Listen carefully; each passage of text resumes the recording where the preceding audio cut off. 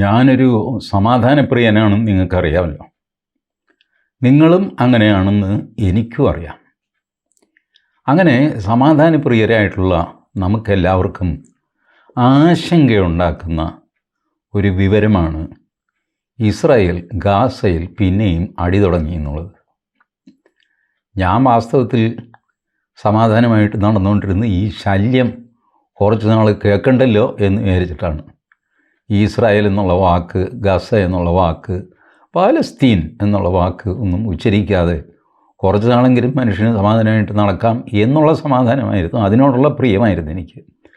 അല്ലാതെ ലോക സമാധാനം നടക്കുമെന്നോ അങ്ങനെയുള്ള വലിയ മോഹങ്ങളൊന്നും ഞാൻ വെച്ച് പുറത്തുനിന്നൊന്നുമില്ല. ലോകത്തിങ്ങനെ അടിയും പിടിയൊക്കെ ഇങ്ങനെ നടന്നുകൊണ്ടേയിരിക്കും.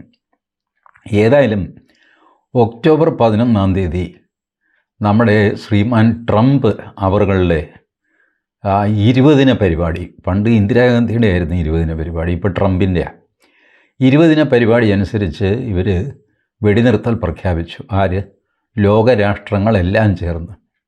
നമ്മുടെ നരേന്ദ്രമോദി മാത്രം പോയില്ല. കാരണം മൂപ്പർ ഇത് നോക്കിയപ്പോൾ മൂപ്പർക്ക് തോന്നി ഇതൊന്നും നേരെ ചൊവ്വേ പോകുന്ന കാര്യമല്ല, ഞാനതിനകത്ത് പോയി തലയിടുന്ന എന്തിനാണെന്ന് വിചാരിച്ചിട്ട് മൂപ്പർ പോയില്ല. ഇവിടെ കോൺഗ്രസ്സുകാർ പുള്ളിയെ കളിയാക്കുകയൊക്കെ ചെയ്തു. ട്രംപിനെ പേടിച്ചിട്ടാണ്. പുള്ളി പറഞ്ഞു, പേടിച്ചിട്ടാണ്, പേടിച്ചിട്ട് എന്തെങ്കിലും ആയിക്കോട്ടെ, ഞാൻ അങ്ങോട്ടില്ല എന്ന് പറഞ്ഞു.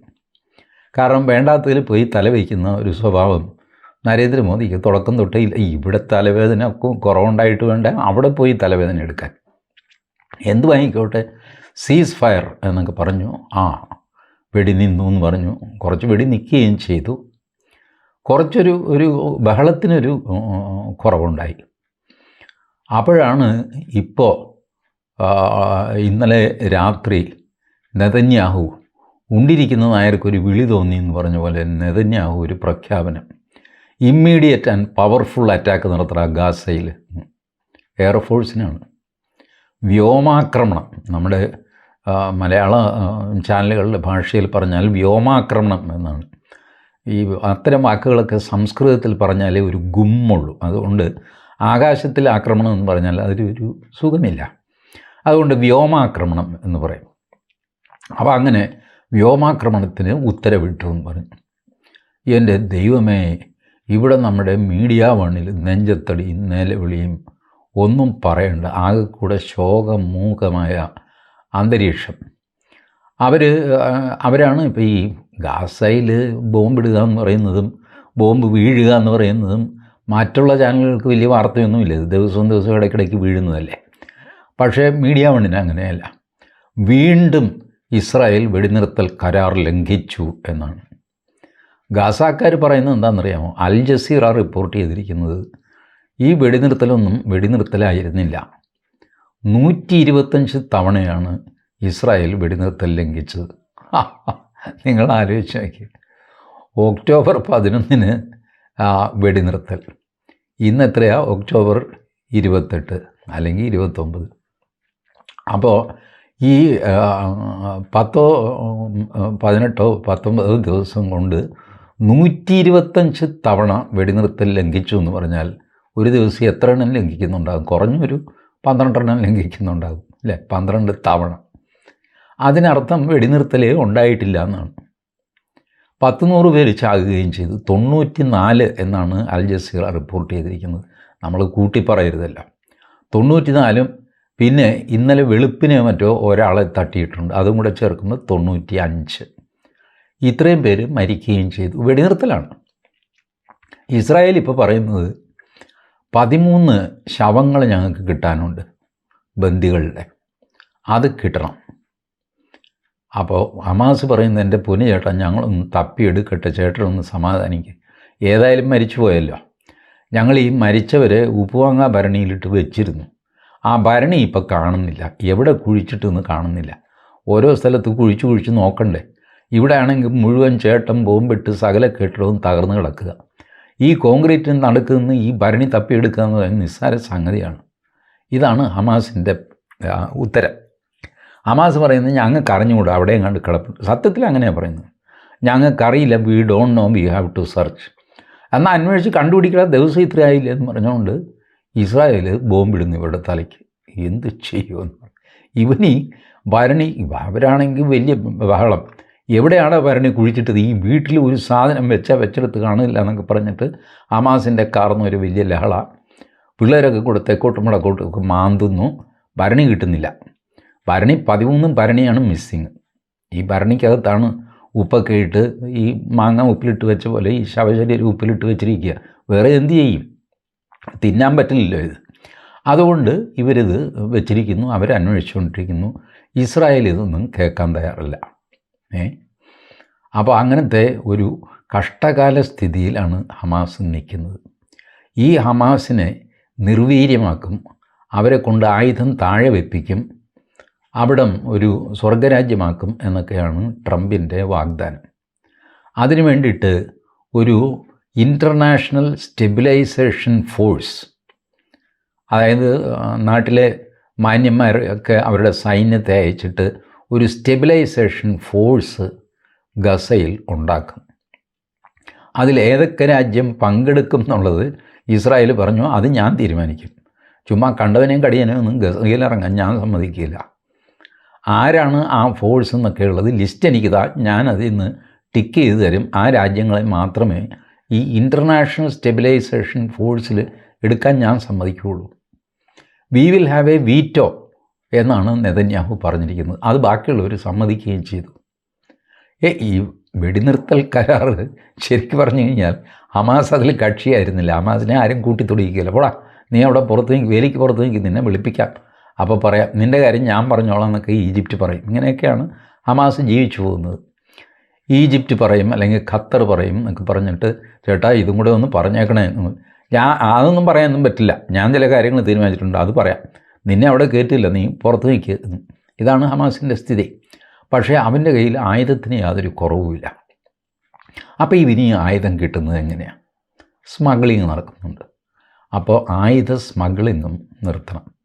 കംപ്ലീറ്റ് പെട്രോളിംഗ് ആണ് ഇസ്രായേലിൻ്റെ. കടൽ മൊത്തം ഇസ്രായേലിൻ്റെ കയ്യിലായിരിക്കുന്നത്.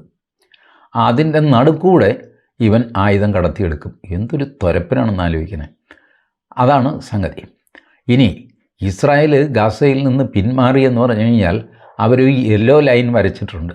അതിൻ്റെ പുറകിലേക്ക് അവർ മാറി നിന്നാണ്. ഈ എയർപോർട്ടിൽ നമ്മൾ സെക്യൂരിറ്റി ക്ലിയറൻസിനൊക്കെ നിൽക്കുമ്പോൾ ഒരു മഞ്ഞ വരയുണ്ടല്ലോ, അതിനപ്പുറത്തേക്ക് പോകരുത്, അയാൾ വിളിച്ചാലേ പോകാവുള്ളൂ. അപ്പോൾ അവിടം വരെ നമ്മൾ പോയി ഇങ്ങനെ നിൽക്കും. അങ്ങനെ വിളിച്ച് കഴിയുമ്പോൾ നമ്മൾ കൈയും പൊക്കും പിടിച്ചിട്ട് സെക്യൂരിറ്റി ചെക്ക് നടത്തും. ഈ പരിപാടിയാണ് ഇസ്രായേലിൻ്റെ. ഇസ്രായേൽ ഒരു വര വരച്ചിട്ട് അവിടെ നിൽക്കുകയാണ്. ഇതിനിപ്പുറത്തേക്ക് ഞങ്ങളും വരില്ല, നീ ഇപ്പം അപ്പുറത്തേക്ക് പോയി കഴിഞ്ഞാൽ നിന്നെ വെടിവെച്ച് കൊല്ലും. ഇങ്ങനെയൊക്കെയാണ് കലാപരിപാടി. അപ്പോൾ വാസ്തവത്തിൽ എനിക്ക് ഈ ഇസ്രായേലിന് ശവമല്ല ഉറുമ്പിനെ വരെ അവിടെ നിന്ന് തോണ്ടിയെടുക്കാൻ അറിയാം. ഇല്ല, നിങ്ങളൊന്ന് ആലോചിച്ച് നോക്കി. ആകെ ഇട്ടാവട്ടം സ്ഥലമേ ഉള്ളൂ ഗസ. അത് മുഴുവൻ ബോംബിട്ട് അവിടുത്തെ തുരങ്കങ്ങളൊക്കെ വെള്ളം കയറ്റി പാമ്പെയ്ത് എന്തെല്ലാം സാമദ്രോഹം ചെയ്തിട്ടാണ് ഇസ്രായേൽ നിൽക്കുന്നത്. അപ്പോൾ പിന്നെ ഈ 13 ഉപ്പുമാങ്ങ ഭരണിയാണോ അവർക്ക് കിട്ടാത്തത്? ഉറപ്പായിട്ട് അവർക്കറിയാം ഇത് എവിടെയായിരിക്കുന്നത്. അവരത് പറയില്ല. അത് ഹമാസ് തന്നെ അന്വേഷിച്ച് കൊണ്ടുവന്ന് കാൽക്കൽ വയ്ക്കണം. അത് വെച്ചില്ല എന്നുള്ള കുറ്റത്തിന് അവർ ഹമാസിനെ തല്ലും. ഇനി വെച്ചു എന്ന് വെച്ചോ, അത് വെച്ചത് ശരിയായില്ല എന്ന് പറഞ്ഞിട്ട് വീണ്ടും തല്ലും. ഇതിനെ തീർക്കാതെ ഇസ്രായേലിന് വിശ്രമമില്ല. കാര്യം എന്താണെന്ന് വെച്ചാൽ ഇവർ ഇസ്രായേലിനെ തീർക്കാൻ ശ്രമിച്ചു. ഇസ്രായേൽ പറയുന്നത് അതാണ്, നിങ്ങൾ ഈ പാവങ്ങളാണ്, അതാണ് സ്ത്രീകൾ, കുട്ടികൾ, ഗർഭിണികൾ. ഈ ഗർഭിണി 2 വർഷം മുമ്പ് ഒക്ടോബർ 7-ാം തീയതി ഞങ്ങളെ ആക്രമിക്കാൻ നേരത്ത് തുള്ളിച്ചാടിയ അതേ ഗർഭിണിയാണ് ഇപ്പോൾ ഈ നിൽക്കുന്നത്. ഇവൾ ഇതുവരെ പ്രസവിച്ചിട്ടില്ല, നിത്യഗർഭിണിയാണ്. അപ്പോൾ ഈ കള്ളത്തരമൊന്നും ഇസ്രായേലിൻ്റെ അടുത്ത് ചിലവാകില്ല. ഇസ്രായേൽ ഈ ഗർഭിണിയെ മാറ്റി നിർത്തിയിട്ട്, ചേട്ടാ വെടിവയ്ക്കല്ലേ, എന്താണ് നിൻ്റെ വയറ് വീർത്തിരിക്കുന്നത്? അത് ഞാൻ തലയണ വെച്ച് വീർപ്പിച്ചാണ് ചേട്ടാ, ജീവിച്ചു പോകണ്ടേ, ഗർഭിണിയാകുമ്പോൾ എന്തെങ്കിലും ഇളവ് കിട്ടുമല്ലോ എന്ന് വിചാരിച്ചു. പൊടി എന്നൊക്കെ പറഞ്ഞ് ചിലതിനെ വെടിവെച്ച് പോലും, ചിലതിനെ വെടിവെക്കാതെ വിടും. ഇങ്ങനെയൊക്കെയാണ് നടക്കുന്നത്. നമ്മൾ വിചാരിക്കുന്ന പോലെയല്ല. ചുമ്മാ അമ്പലപ്പറമ്പ് പോലെ തെക്കോട്ടും വടക്കോട്ടും ഓടിക്കൊണ്ടിരിക്കുക ആൾക്കാർ. അമ്പലപ്പറമ്പിൽ ആന വിരളുമ്പോൾ ശ്രദ്ധിച്ചിട്ടുണ്ടോ? ആളുകൾ ചുമ്മാ ഡയറക്ഷൻലെസ്സായിട്ട് അങ്ങോട്ടും ഇങ്ങോട്ടും ഒക്കെ ഓടും. ഈ ആന എവിടെയാണ് നിൽക്കുന്നത്, എങ്ങോട്ടാണ് ഓടുന്നത് ആർക്കും അറിയില്ല. ആന വരണ്ടേ എന്ന് പറഞ്ഞാൽ ആരോ നിലവിളിക്കുന്നു, എല്ലാവരും കൂടെ ഓടുന്നു. കുറേ തെക്കോട്ടോടും, പിന്നെ വടക്കോട്ടോടും, പിന്നെ കിഴക്കോട്ടോടും, പിന്നെ പടിഞ്ഞാട്ടോടും. ഇതാണ്. അപ്പോൾ ഇതിനെപ്പറ്റി കൃത്യമായൊരു ധാരണ നമുക്ക് കിട്ടാതിരിക്കാനായിട്ട് പല മാധ്യമങ്ങളും മധ്യപൂർവ്വ ദേശത്ത് വീണ്ടും വെടിയൊച്ച. ഏതാ ഈ മധ്യപൂർവ്വ ദേശം? എടാ, ഈ സ്ഥലം പറയരുതോ? അത് കഴിഞ്ഞിട്ട് എന്താ മിഡിൽ ഈസ്റ്റ്, അതാണ് മധ്യപൂർവം. പിന്നെ പശ്ചിമേഷ്യ, അങ്ങനൊരു പ്രയോഗമുണ്ട്. പശ്ചിമേഷ്യയിൽ സമാധാനം വേണം. ഏത് പശ്ചിമേഷ്യയിൽ? കാര്യം സ്ഥലം പറയണ്ടേ? അത് പറയില്ല. ദക്ഷിണപൂർവേഷ്യ, എൻ്റെ ദൈവമേ, ഇതെവിടെയാണ് ഇത്? ദക്ഷിണപൂർവേഷ്യ എന്നൊക്കെ പറഞ്ഞു കഴിഞ്ഞാൽ മനുഷ്യനെന്താ ഈ ഗ്ലോബും മാപ്പും ഒക്കെ കയ്യിൽ പിടിച്ചുകൊണ്ടാണ് ഇരിക്കുന്നത്? ആ ദക്ഷിണം എന്ന് പറഞ്ഞാൽ തെക്ക്. ഇങ്ങനെയൊക്കെ നോക്കി ഒരു കാര്യം തീരുമാനിക്കാൻ പറ്റുമോ? പാണ്ടാറങ്ങായിട്ട് സ്ഥലം പറ. അപ്പോഴാണ് പറയുന്നത് ഗസ. അത് പറ. നീ ഈ വെറുതെ ചുറ്റിക്കളിക്കുന്നതിന് ദക്ഷിണപൂർവേഷ്യ, മധ്യപൂർവേഷ്യ, പശ്ചിമേഷ്യ, ഉത്തരേഷ്യ, മണ്ണാങ്കട്ട മനുഷ്യനെ ഉപദ്രവിക്കാനായിട്ട് നേരെ പത്രക്കാർക്കും ചാനലുകാർക്കും ഒക്കെ ഒരുതരം പ്രാന്താണ്. ആളുകളെ നേരെ ചൊവ്വേ കാര്യം പറഞ്ഞ് മനസ്സിലാക്കുക. ഇസ്രായേൽ ഗസയിൽ ആക്രമണം തുടങ്ങി, അത്രയും പറഞ്ഞാൽ മതി. വേറെ ഡെക്കറേഷനൊന്നും വേണ്ട, അനാവശ്യ സംസ്കൃതവും വേണ്ട. അപ്പോൾ ഞാൻ പറഞ്ഞു വന്നത് ISFൻ്റെ കാര്യമാണ്. International stabilization force. അതിൽ ആദ്യം തന്നെ ചാടിക്കയറിയിട്ട് ഇന്തോനേഷ്യ പറഞ്ഞു ഞങ്ങൾ വരാം. ഇന്തോനേഷ്യ ഇസ്രായേലുമായിട്ട് ലോഹ്യത്തിലല്ല, കലഹമില്ല. ഇസ്രായേലിനെ അവർ അംഗീകരിച്ചിട്ടില്ല, പക്ഷേ ഇസ്രായേലുമായിട്ട് വഴക്കുമില്ല. അവർ ഇസ്രായേലിനെ അപലപിക്കാനൊന്നും പുറപ്പെടാറില്ല. പിന്നെ ഇതിൽ ചേരാമെന്ന് പറഞ്ഞത് അസർബൈജാൻ ഇസ്രായേലിൻ്റെ കൂട്ടുകാരാണ്. അപ്പോൾ ട്രംപ് പറഞ്ഞിട്ടുണ്ട് മുസ്ലിം രാജ്യങ്ങൾ വേണം. ഇൻ്റർനാഷണൽ സ്റ്റെബിലൈസേഷൻ ഫോഴ്സ് എന്ന് പറഞ്ഞാൽ അതിൽ മുസ്ലിം രാജ്യങ്ങളെ പാടുള്ളൂ, ഈ യൂറോപ്യൻ രാജ്യങ്ങളൊന്നും വന്ന് കളിക്കരുത്. അപ്പോൾ അസർബൈജാൻ പറഞ്ഞു ഞാൻ വരാഞ്ഞിട്ട് എൻ്റെ ആൾക്കാരെ അയച്ചു തരാം. കാരണം അസർബൈജാൻ ഇസ്രായേലും തമ്മിൽ നല്ല കച്ചവടമുണ്ട്, പ്രത്യേകിച്ച് എണ്ണ. തുർക്കി വഴിക്കാണ് ആ എണ്ണ പോകുന്നത്. തുർക്കി നോക്കിക്കഴിഞ്ഞപ്പോൾ ഈ എണ്ണ തുർക്കി വഴിക്ക് പോകുന്നു എന്ന് പറയും, തുർക്കിക്കൊരു കുറച്ചിലല്ലേ. തുർക്കി പറഞ്ഞു എൻ്റെ നാട്ടിൽ കൂടെ എണ്ണ കച്ചവടമൊന്നും നടക്കില്ല എന്ന് എർഡോഗാൻ പറഞ്ഞു. എന്നാൽ വേണ്ട എന്നൊക്കെ പറഞ്ഞു.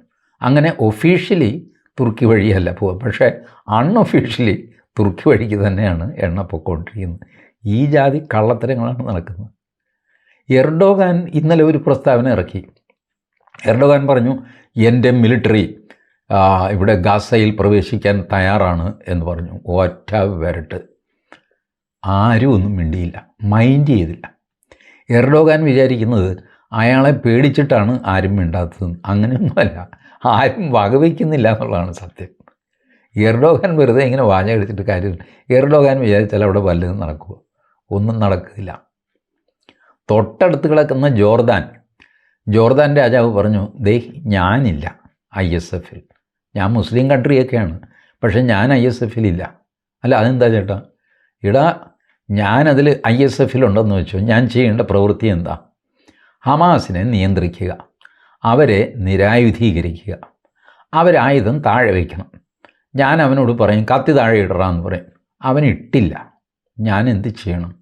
അവനെ തല്ലണം. അവനെ തല്ലിയില്ലെങ്കിലോ ഇസ്രായേൽ എന്നെ തല്ലും. ഇതല്ലേ ഫലത്തിൽ ഞാൻ ഇസ്രായേലിൻ്റെ ശത്രുവായിട്ട് മാറും. എനിക്കെന്ത് കാര്യം? ഈ വല്ലവൻ്റെയും ദുരിതത്തിൽ പോയി തല വെച്ചിട്ട് ഇസ്രായേലെല്ലാം കൂടെ എൻ്റെ തലയ്ക്കോട് വരും. എനിക്കതിൻ്റെ ആവശ്യമൊന്നുമില്ല, ഞാൻ വരില്ല എന്ന്. അത് വലിയ കോലാഹലമായി. കാരണം ഇങ്ങനെ പ്ലെയിനായിട്ട് പറയുകയാണ്. ഈ ഇൻ്റർനാഷണൽ സ്റ്റെബിലൈസിങ് ഫോഴ്സ് എന്ന് പറയുന്നത് ഈ ഫലത്തിൽ ഇസ്രായേലിൻ്റെ ശത്രുവായിട്ട് മാറും. ഇതറിഞ്ഞുകൊണ്ടാണ് ട്രംപും നെതന്യാഹുവും പറഞ്ഞിരിക്കുന്നത് മുസ്ലിം രാജ്യങ്ങൾ വരണം എന്ന്. ഈ കെണിയിൽ വീഴാൻ സൗദി അറേബ്യ തയ്യാറല്ല, UAE തയ്യാറല്ല, ഈജിപ്റ്റ് തയ്യാറല്ല, ജോർഡാൻ തയ്യാറല്ല. അപ്പോഴാണ് നമ്മുടെ പാകിസ്ഥാൻ കയറി പറഞ്ഞു ഞാൻ വരാം. കൊള്ളാം. ഇസ്രായേൽ പറഞ്ഞു അത് പരിഗണിക്കാൻ പറ്റിയ ഒരു പ്രൊപ്പോസലാണ്. ഞാനും വാസ്തവത്തിൽ അന്തം വിട്ടു പോയി കേട്ടോ. കാരണം ഇസ്രായേലിന് ഒരു താല്പര്യമുള്ളൊരു രാജ്യമല്ല പാകിസ്ഥാൻ. അപ്പോൾ അതിൻ്റെ പോസിറ്റീവായിട്ട് പറയുന്നത് മുസ്ലിം പോപ്പുലേഷൻ, ബഹുഭൂരിപക്ഷം മുസ്ലിങ്ങളുള്ളൊരു രാജ്യമാണ്. അപ്പോൾ ഒരു ക്രെഡിബിലിറ്റി വരും. പാലസ്തീൻകാരെ നിയന്ത്രിക്കുന്നത് മുസ്ലിം രാജ്യങ്ങൾ തന്നെയാണ്. അതുകൊണ്ട് അവിടെ എന്തെങ്കിലും കുഴപ്പമുണ്ടായിക്കഴിഞ്ഞാൽ മുസ്ലിം രാജ്യങ്ങളാണ് ഉത്തരവാദി, ഇസ്രായേലല്ല. ഇങ്ങനെയൊക്കെ പറയാം എന്നുള്ളതാണ് ട്രംപിൻ്റെയും നെതന്യാഹുവിൻ്റെയും തന്ത്രം. ഇതിലാണ് പാകിസ്ഥാൻ പോയി ചാടിയിരിക്കുന്നത്. പാകിസ്ഥാൻ ചെന്ന് കഴിഞ്ഞാൽ ഈ ജോർഡാൻ പറഞ്ഞത് തന്നെ സംഭവിക്കും. ഇപ്പോൾ പാകിസ്ഥാനെ ഇസ്രായേൽ പ്രോത്സാഹിപ്പിക്കുകയാണ്. ഇസ്രായേൽ പറയുന്നത് 2 ലക്ഷം പാകിസ്ഥാൻ പട്ടാളക്കാർ 40 സ്ഥലത്തായിട്ട് UN പീസ് കീപ്പിംഗ് ഫോഴ്സായിട്ട് നിന്ന് അവർക്ക് എക്സ്പീരിയൻസ് ഉണ്ട്. സമാധാനം സ്ഥാപിക്കേണ്ടത് എങ്ങനെയാണെന്ന് പാകിസ്ഥാൻ പട്ടാളക്കാർക്ക് നന്നായിട്ടറിയാം. അതുകൊണ്ട് ഞങ്ങൾ ഗൗരവമായിട്ട് അവരുടെ പേര് പരിഗണിച്ചുകൊണ്ടിരിക്കുകയാണ്. ഈ പരിഗണിച്ചിട്ട് ഈ മഹാഭാവി അവിടെ ചെല്ലും. ഗസയിൽ 2500 കിലോമീറ്റർ ദൂരമുണ്ട് പാകിസ്ഥാനും ഗസയും തമ്മിൽ, 1ഉം 2ഉം അല്ല. ഇവൻ അവിടെ പോയിട്ട് ഇസ്രായേൽ 1ഉം 2ഉം പറഞ്ഞ് ഇവനെ എടുത്തിട്ട് മെതിക്കാൻ തുടങ്ങിക്കഴിഞ്ഞാൽ എന്ത് ചെയ്യും ഇവൻ? എന്തെങ്കിലും ചെയ്യാൻ പറ്റുമോ? കയ്യിലൊരു തോക്ക് മാത്രമേ ഉള്ളൂ, അല്ലാതെ മിസൈലും ബോംബും സന്നാഹവുമായിട്ടൊന്നും അല്ല ഗസയിൽ പോകുന്നത്. അതുകൊണ്ടൊന്നും അവിടെ കയറ്റില്ല. കൂടി വന്നു കഴിഞ്ഞാൽ ഒരു തോക്ക്, ആ തോക്ക് തന്നെ ഇസ്രായേൽ ഞാൻ തരാൻ തോക്കൊന്നും താൻ കൊണ്ടുവരണ്ടെന്ന് പറയും. അങ്ങനെ ഒരു പരിപാടിയുണ്ടല്ലോ. അപ്പോൾ ഈ ഇസ്രായേൽ തന്ന തോക്കാണ്, അത് ഇസ്രായേലിൻ്റെ നേർക്ക് വെടിവെച്ച് കഴിഞ്ഞാൽ അത് പൊട്ടില്ല. ഇസ്രായേലിൻ്റെ തോക്ക് അങ്ങനത്തെ തോക്കാണ്. അവർ AI വെച്ചുള്ള തോക്കുകളൊക്കെയാണ് അവരുടെ. അതിന് ചില പ്രത്യേക പരിപാടികളൊക്കെ ഉണ്ട്. അത് അങ്ങോട്ട് മാത്രമേ അത് വെടിവെക്കുകയുള്ളൂ. ഇങ്ങനെയൊക്കെയുള്ള കോംപ്ലിക്കേഷൻ. ഇതൊന്നും അറിയാതെ പാകിസ്ഥാൻ ആൾ കളിക്കാനായിട്ട് ഞങ്ങൾ ISFൻ്റെ ഭാഗമായിട്ട് പോകാമെന്ന് പറഞ്ഞ് ഓഫർ കൊടുത്തു. പിന്നീട് ഈ ഭവിഷ്യത്തൊക്കെ ആൾക്കാർ പറഞ്ഞ് മനസ്സിലാക്കി കഴിഞ്ഞപ്പോൾ ഷഹബാസ് ഷെരീഫ് മാറി. ഷഹബാസ് ഷെരീഫ് പറഞ്ഞു, അങ്ങനെ അല്ല, അങ്ങനെ പോകുമെന്ന് ഞങ്ങൾ പറഞ്ഞിട്ടില്ല.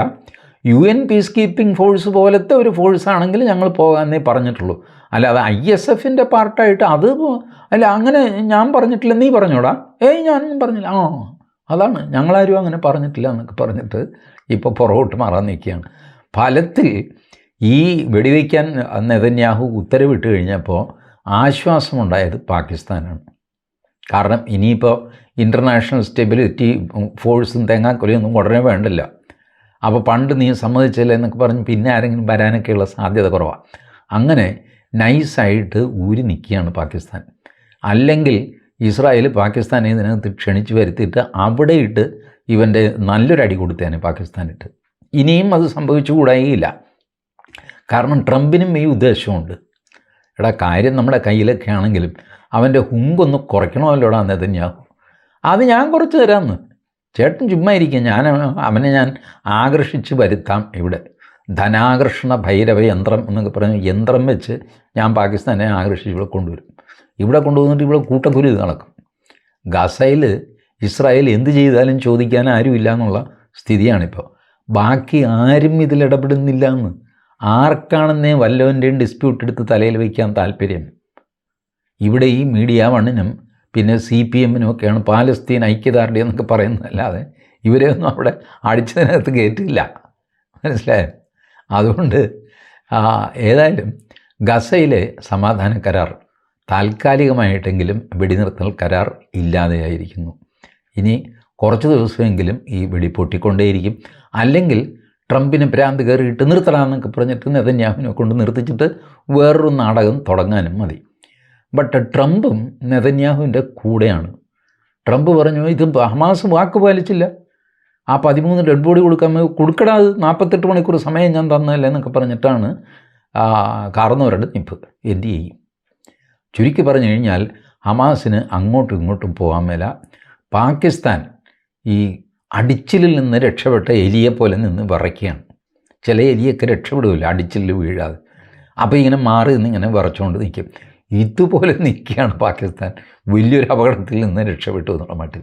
ബട്ട് താമസിയാതെ പാകിസ്ഥാൻ ആ ചുഴിയിൽ ചെന്ന് വീഴും. കാരണം പാകിസ്ഥാന് ഈ ആൾ കളിക്കാനുള്ള ആ ഒരു ത്വരയുണ്ടല്ലോ, അത് തടയാനുള്ള ത്രാണിയില്ല. അതുകൊണ്ട് ആവേശം കയറിയിട്ട് ഞാൻ ചെയ്യാമെന്നൊക്കെ പറഞ്ഞ് ചാടി വീഴും, പണി വാങ്ങും. ഇതാണ് പാകിസ്ഥാൻ്റെ ഭാവി.